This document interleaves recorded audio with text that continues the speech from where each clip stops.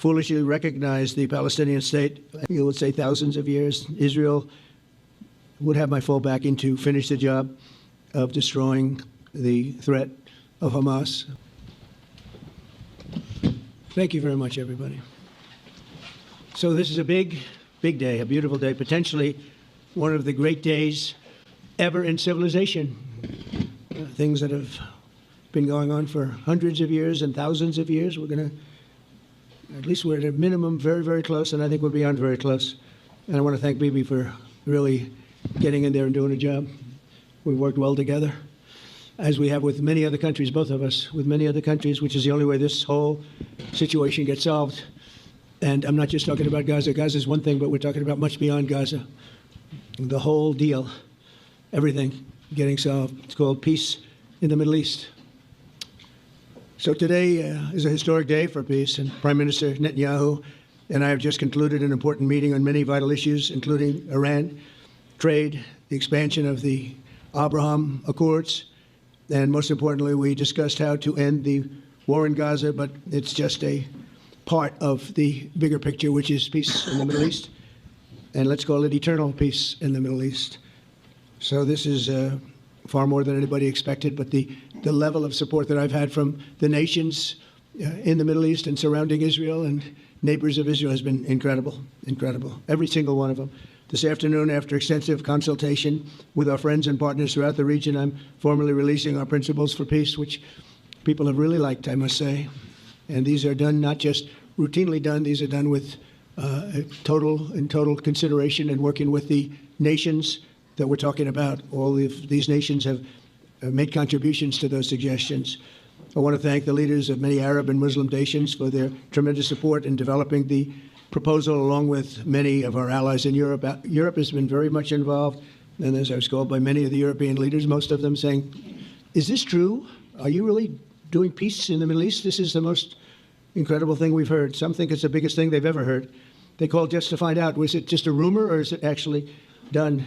And then they said, have you spoken to the Arab leaders? Have you spoken to all of the other leaders that we have to get? A lot of people involved in this one. I also want to thank Prime Minister Netanyahu for agreeing to the plan and for trusting that if we work together, we can bring an end to the death and destruction that we've seen for so many years, decades, even centuries, and begin a new chapter of security, peace, and prosperity for the entire region.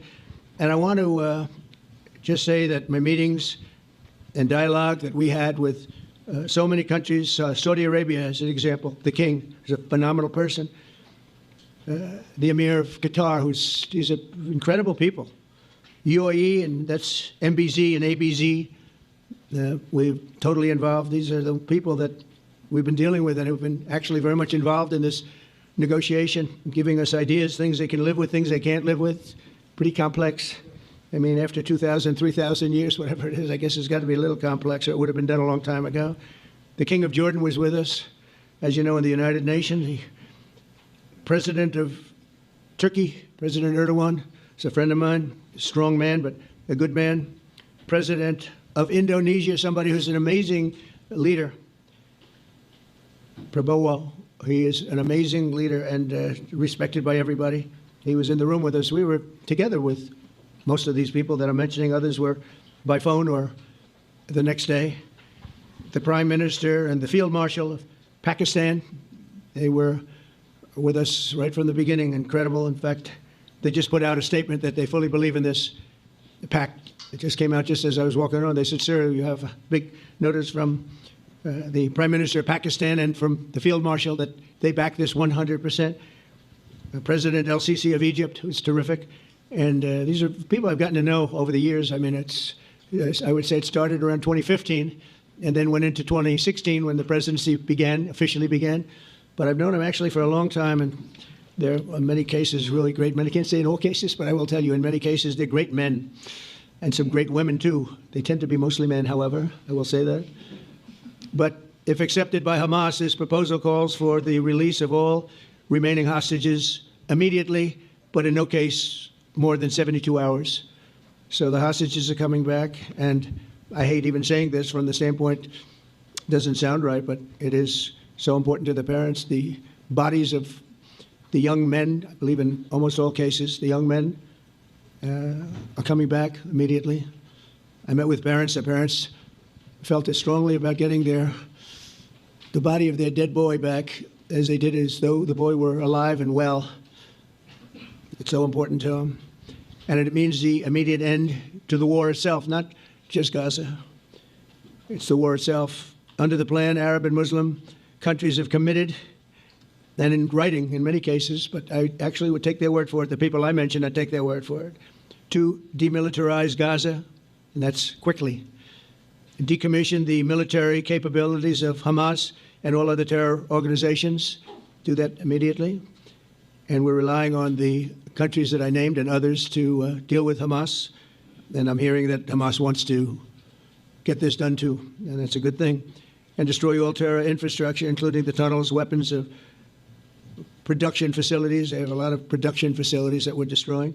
They'll also help train local police forces in the areas that we're discussing right now, in particular in and around Gaza. Working with the new transitional authority in Gaza, all parties will agree on a timeline for Israeli forces to withdraw in phases. They'll be withdrawing in phases. No more shooting, hopefully. As progress is made toward achieving these goals, Arab and Muslim nations need to be allowed the chance to fulfill these commitments of dealing with Hamas. They have to deal with them because they were the one group that we have not dealt with. I haven't dealt with them. But the Arab countries are going to, and Muslim countries are going to be dealing with Hamas, and I believe they've already been there. I think they probably have an understanding, and they haven't maybe mentioned that, but I would imagine they do. Otherwise, they wouldn't have gone as far as they've gone. If they're unable to do so, then Israel would have the absolute right and actually our full backing, the U.S. full backing. Marco's here, and a lot of our leaders are here, our great Vice President, Susie Wiles, Steve Witkoff, Jared Kushner. They've been so involved in this process. I don't think anybody else could have done it or even come close, but it's we're right there. We're right there. First time in thousands of years, I think you can probably say, if you really look into it, if you study back, if you're a scholar, you would say thousands of years. Israel would have my full backing to finish the job of destroying the threat of Hamas. But I hope that we're going to have a deal for peace. And if Hamas rejects the deal, which is always possible, they're the only one left. Everyone else has accepted it. But I have a feeling that we're going to have a positive answer. But if not, as you know, Bibi, you'd have our full backing to do what you would have to do. Everyone understands that the ultimate result must be the elimination of any danger posed in the region, and the danger is caused by Hamas. The tyranny of terror has to end, and this is, again, something that we're looking for. This is eternity. This is for forever. To ensure the success of this effort, my plan calls for the creation of a new international oversight body, the Board of Peace, we call it, the Board of Peace, sort of a beautiful name, the Board of Peace, which will be headed not at my request, believe me, I'm very busy, but we have to make sure this works. The leaders of the Arab world and Israel and everybody involved asked me to do this, so it would be headed by a gentleman known as President Donald J. Trump of the United States. That's what I want, is some extra work to do, but it's so important that I'm willing to do it, and we'll do it right, and we're going to put leaders from other countries on, and leaders that are very distinguished leaders, and we'll have a board, and one of the people that wants to be on the board is the UK former Prime Minister, Tony Blair, good man, very good man, and some others, and they'll be named over the next few days, and it'll be quite the board. Everybody wants to be on it now. I don't know if that had anything to do. They named me and everybody else wanted to be on it. I guess they figure, well, he's a soft touch. He'll be easy to deal with. Working with the World Bank and others, it will be responsible for recruiting and training a new government that will be made up of Palestinians along with highly qualified experts from all around the world. Hamas and other terrorist factions will play no role in the board, but they'll play no role in the governance of Gaza at all, directly or indirectly. As you know, thousands of Hamas leaders have been killed and soldiers have been killed. And we can never forget October 7th, but thousands have paid the price for that. And now it's time to get our hostages back and get back to trying to build something that's really great and very important. In our meeting today, Prime Minister Netanyahu was very clear about his opposition to a Palestinian state. And he continuously mentions October 7th, and I understand that. Most people do. And I understand and respect his position on many things, but what he's doing today is so good for Israel. I notice that they have large crowds gathering in Israel all the time, and they have my name up. They like me for whatever reason, Bibi, I don't know, but they do like me. But they say two things: please get the hostages back, and please end the war. They've had it. It's had it. So I think it's a very popular thing you do, because he's a warrior. He doesn't know about getting back to a normal way of life, but he is a warrior, and Israel's lucky to have him. But now the people want to get back to peace. They want to get back to normalization in a true sense. Several countries have foolishly recognized the Palestinian state. As you know, some of our European friends, allies, good people, but they're really, I think, doing that because they're very tired of what's going on for so many decades. They've been presidents and prime ministers for years, and during this time, having to do with the Middle East, all they're doing is talking about the same thing over and over. They want to see it get back. And nobody wants that more than me, or I believe Bibi too. But the people of Israel want it. They really want it. They want the hostages back. That includes the probably 32 bodies that we're talking about, 20 people that are living, 32 or so people that are dead, and they want to have peace. So let us not forget how we got here. Hamas was elected by the Palestinian people. Israel withdrew from Gaza thinking they would live in peace. Remember that a long time ago, they withdrew. They said, you take it. This is our contribution to peace. But that didn't work out. That didn't work out. It was the opposite of peace. They pulled away. They let them have it. And I never forgot that, because I said, that doesn't sound like a good deal to me. As a real estate person, I mean, they gave up the ocean, right? Ron, they gave up the ocean. They said, who would do this deal? And it still didn't work out. They were very generous, actually. And they gave up the most magnificent piece of land in many ways in the Middle East. And they said, all we want to do now is have peace. And that request was not honored. Instead of building a better life for the Palestinians, Hamas diverted resources to build over 400 miles of tunnels and terror infrastructure, rocket production facilities, and hid their military command posts and launch sites in hospitals, schools, and mosques. So if you went after them, you'd be after them, and you wouldn't even realize you ended up knocking out a hospital or school or a mosque. A terrible thing. Terrible, terrible way to have to fight. No fight is good, but that's a real bad one. So there are many Palestinians who wish to live in peace. Many, many, many. I've seen so many of them. And they have support. And I challenge the Palestinians to take responsibility for their destiny, because that's what we're giving them. We're giving them responsibility for their destiny, fully condemn and prohibit terrorism and earn their way to a brighter future. They don't want the life that they've had. They've had a rough life with Hamas. If the Palestinian Authority does not complete the reforms that I laid out in my vision for peace in 2020, they'll have only themselves to blame. We're giving them an amazing footprint, and they have amazing support from the leaders of the Arab world and the Muslim world, the great leaders. These are great leaders. These are unbelievable leaders that have built great countries and very wealthy countries. What the future holds for the Palestinians, no one really knows, but the plan that we put forward today is focused on ending the war immediately, getting all of our hostages back, getting everything back. Hard to believe when you even say it, and creating conditions for durable Israeli security and Palestinian success. Israeli security is going to be involved. We're going to help you. We'll be there with you in terms of helping with security. We want to make sure it works. We just want to make sure it works. There shouldn't be a shot fired. Now, there will be, I guess, because that's the way it seems to be, but there shouldn't have to be within a few days. There shouldn't have to be a shot fired. Maybe for eternity. Wouldn't that be nice? I hope it's true. I can tell you the leadership of that region feels that there's a good chance of it being true. So this will lead to this agreement that we're talking about will lead to a sustainable long-term peace. No president in history has been a greater friend of the state of Israel than I have, in addition to negotiating the Abraham Accords. I like to say it that way because the real people, that's what they call Abraham. I would say Abraham, but it's so much nicer when you say Abraham. So much more elegant. But the Abraham Accords, they were amazing. Jared, you did that along with your group of geniuses, and nobody thought that could be done. We have 4 countries, and Sleepy Joe Biden didn't do a thing. He didn't even know what the hell they were. He should have had them full up. But I think this will also lead to packing them. And who knows, maybe even Iran can get in there. I hope, we hope we're going to be able to get along with Iran. I think they're going to be open to it. I really believe that. But they could be a member. I long ago said, I'll bet you at some point Iran will be a member of the Accords, and little did I realize it was going to take this turn. That was some turn we did with the B-2s. But I think they might very well be there, because it's a great thing for them economically. I recognize the eternal capital of Israel. I opened the American embassy in Jerusalem. That was something that everyone said would never be done, could never be done. virtually every president for many, many years, for decades, would campaign on making Jerusalem the capital of Israel. They campaigned on it over and over. Is that right, Steve? Is that right? Everyone, and when they got to it, and I understand why now, because it was so. When I got to office, I campaigned on it too. I said, we're going to make it. And then I'd get calls from the leaders of various countries saying, please don't do it. Please don't do it. It'll end the whole world. Please don't do it. And finally, I just didn't say anything, and I did it. People were calling me before I did it because I heard I was going to do it. And leaders of countries were calling me. And I think it was on a Thursday that I did it. And they'd call me Monday, Tuesday, Wednesday, 3-4 times a day. And I said, tell them I'll call them back on Friday.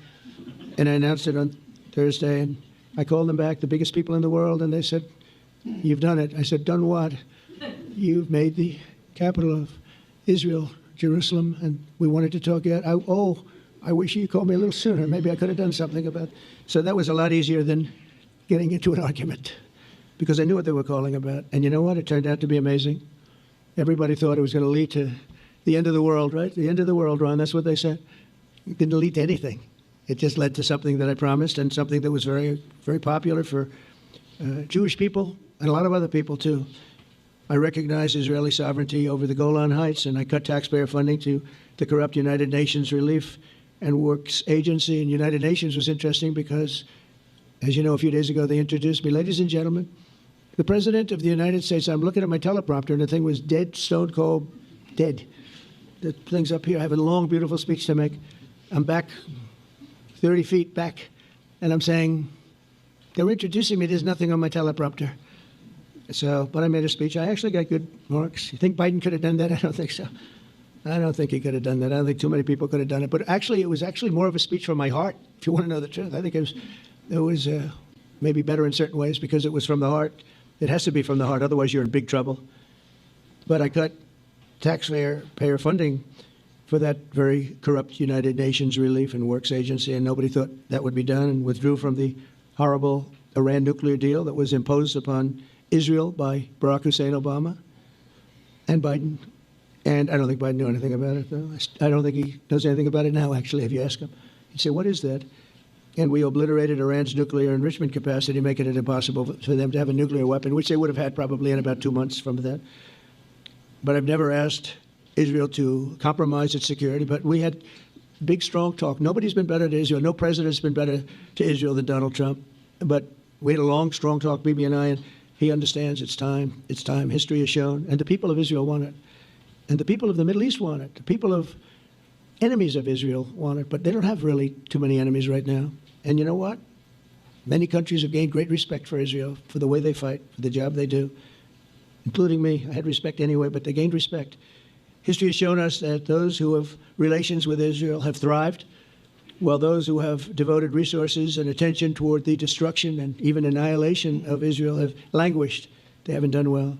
Israel is not going anywhere. They're going to coexist with other people and countries in the region, from Syria to Lebanon to Saudi Arabia.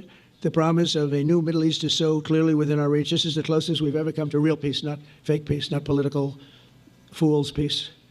If we can get this difficult problem solved, the opportunities for all within that vast region of this world, it's a vast region.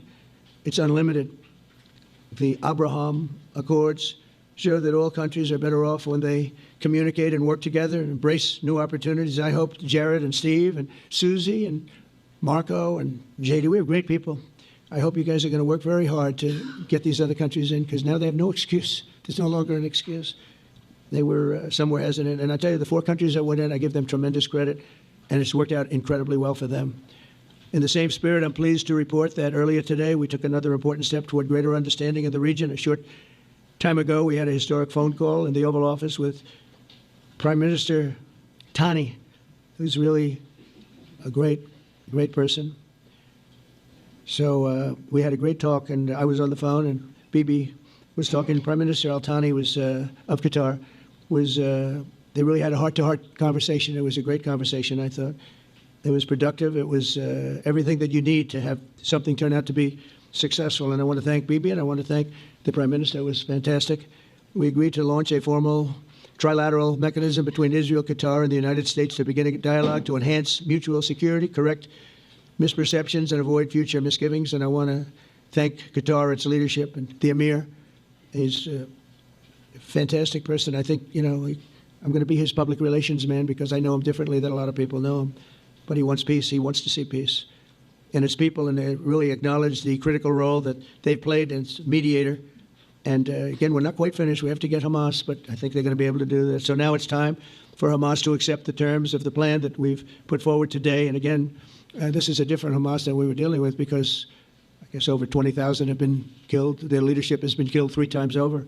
So you're really dealing with different people than we've been dealing with over the last 4 years, 5 years. Everyone has done their part and come to the table in good faith. Our Arab and Muslim partners are fully prepared to step up and fulfill their commitments for the benefit of the people of Gaza and the entire region. They're willing to step up and do a lot. They really are. There are a lot of good people involved. Everybody who wants to see an end to the violence and destruction should be united in calling for Hamas to accept the extremely fair proposal so that we can end the war and get us back our hostages right now and have everlasting peace. And I look forward to having relationships with everyone. As the chairman of the board, I'll be involved and we'll have meetings with some very smart people that'll be working over there to make sure that we haven't just been wasting time with an agreement that doesn't get done. The task of building peace will not be easy. There are some of the hardest problems in the world to solve, and that's why it's been going on for so many centuries.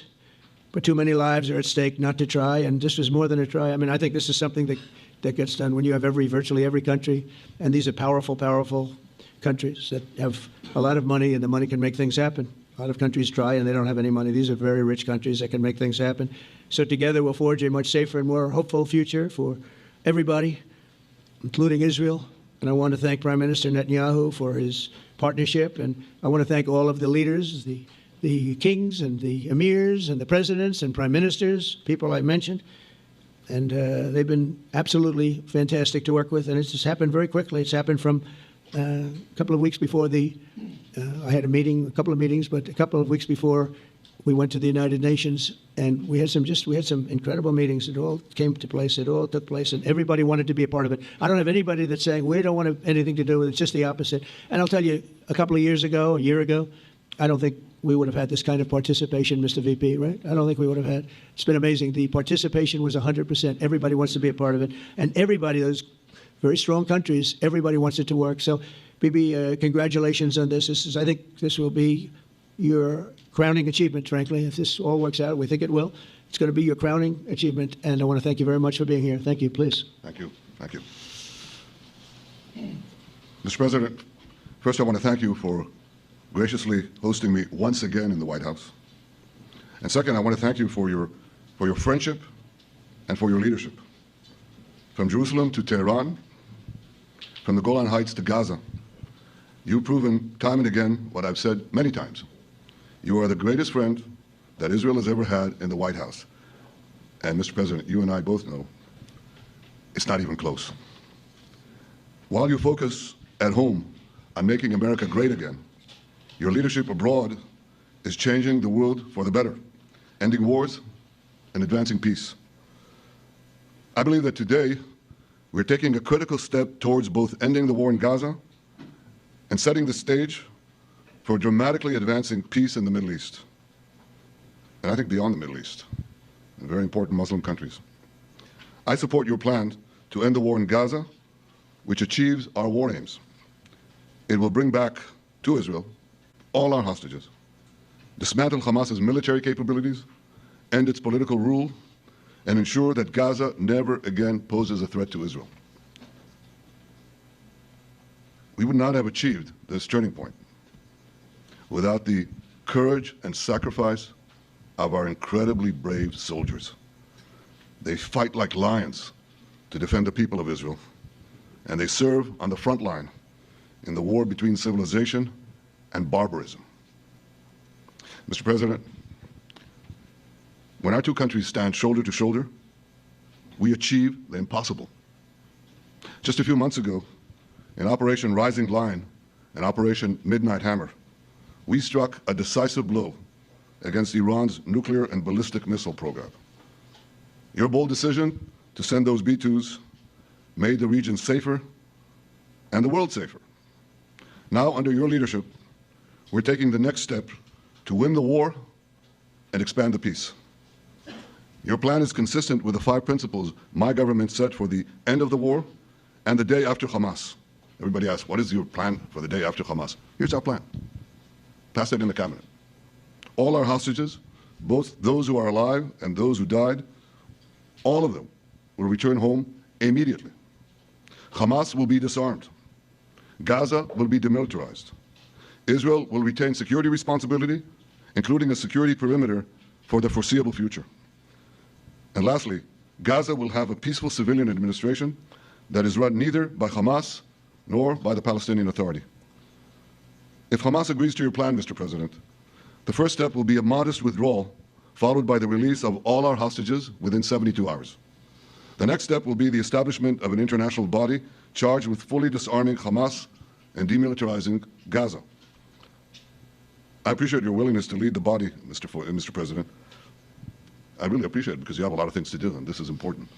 And it reflects the confidence that this will give everyone, that things will be followed up on all the commitments made. The fact that you're taking this on, I think, helps a lot to make sure that everything flows in the direction that we want. Now, if this international body succeeds, we will have permanently ended the war.